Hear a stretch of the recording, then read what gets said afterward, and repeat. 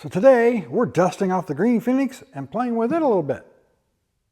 So this thing's just been sitting here at the back of the shop collecting dust for far too long now. Now for those of you who are familiar with this car, you'll remember that when we first got it running, we found out that it had a wiped cam in it.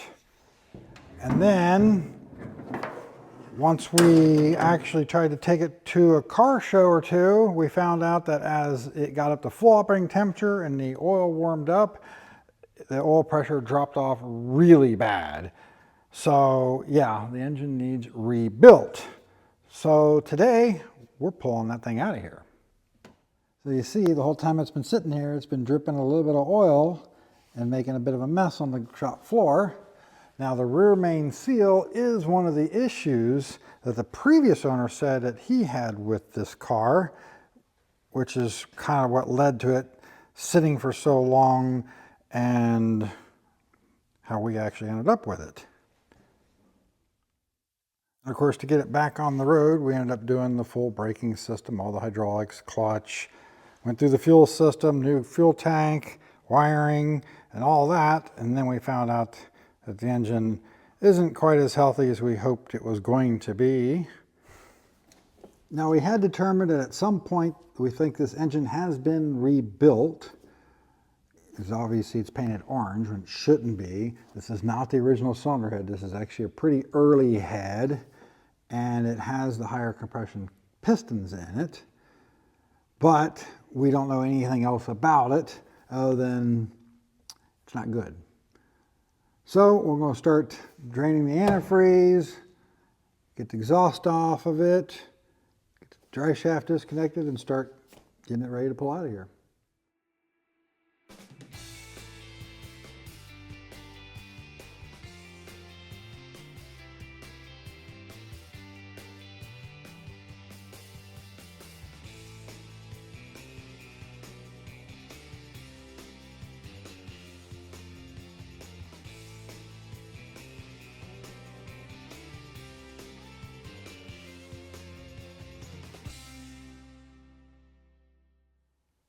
Normally, I would not worry about taking the drive shaft completely out of the car. I would just take it loose from the transmission and let it hang there in the car. But we do plan on taking this thing out of the shop and transporting it to another location where it's going to be stored until we're ready to put the engine back in it. So I don't want this clanging around inside the transmission tunnel, loading it and unloading it off the trailer and getting it in and out of here and where we're taking it to. As it turns out, there's almost no antifreeze at all in this thing. It's almost completely water. I guess we had initially put water in it to test some things out, make sure the water pump didn't leak. And then when we found out we needed to rebuild the engine, we were planning on just taking it out and rebuilding it last year, which we didn't get to. So good thing we kept it inside all winter long and never put it outside at any point.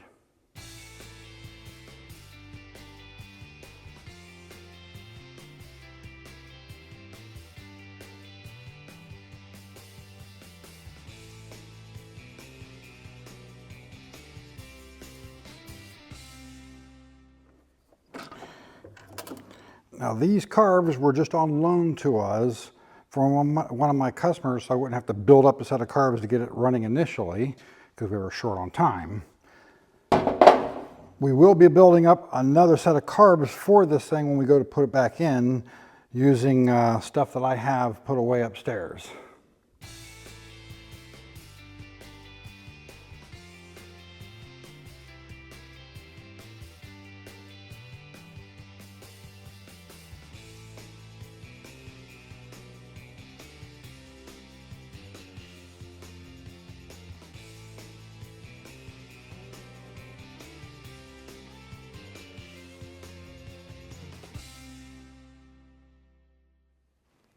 So that's about it on the top side of the motor for now, other than just getting the radiator out of the way.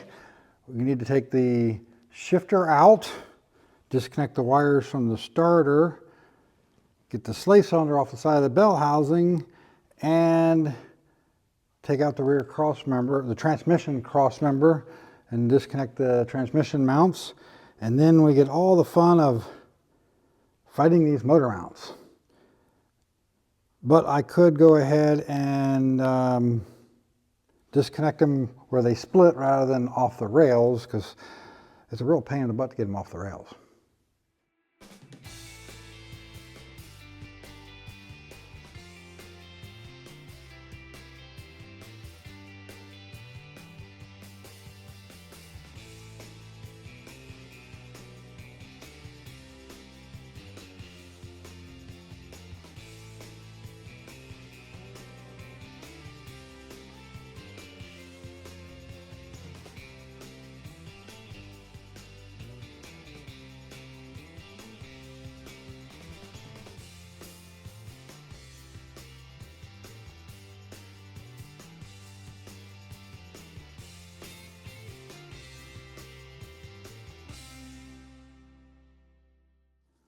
So now we got the engine out of the car and onto the floor.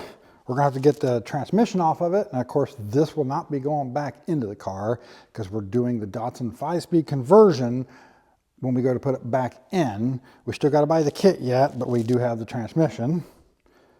Now, I am not gonna go ahead and put this on my good engine stand that turns all those different directions and is so heavy, because I'm saving that one for this big lump. We're not rebuilding this one. This is for the Healy. What we're going to do is just get it on the stand, put all new gaskets and seals in it. We'll probably end up putting a clutch in it and a water pump, paint it, rebuild the carbs, have it all ready to go back into the car when it comes back from paint. So we're going to be putting it onto this engine stand. Now this engine is actually for that 71 GT that got wrecked last month. It's been sitting on the stand for a long time right now, waiting partially for me to have the time to play with it and for him to make the final decisions about what direction he wants to go on increasing performance, because he doesn't want it completely stock, and to commit the money to doing it. Now, if you guys haven't figured it out already, I've already said that the Green Phoenix isn't actually my personal car. That actually belongs to my girlfriend. And the 71 GT is her son's car. And her son also has the TR7 that used to be sitting right here that we're working on. I went ahead and slammed that thing back together for him to drive it after he wrecked the GT, and we didn't do any videos on it. But since that car is still up in the air, we have no idea what's happening to it, because the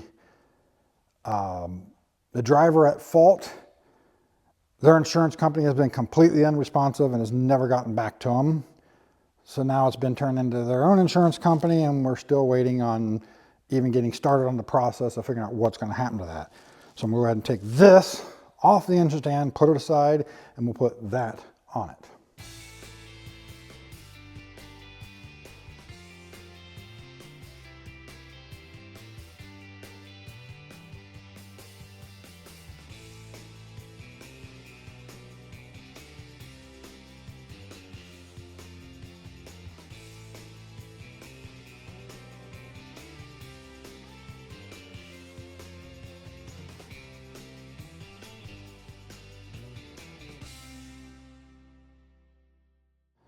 So now we got the engine on the engine stand. It's actually been pushed back here in the corner for the moment until I find the time to actually dig into it, get it stripped down and ready for the machine shop. But it got shoved in the corner here because we're working on the shop a little bit right now. So all of this stuff got shoved out of the way to be able to do that. And of course, a lot of this stuff is from the Healy, but some of this obviously isn't British. It's actually from that engine over there. I'm helping a friend out with his Chevy truck. No, it's not going into a British car. Of course, I could be tempted to maybe put one of those in a TR7 if I don't do the LT1, but that's in the future.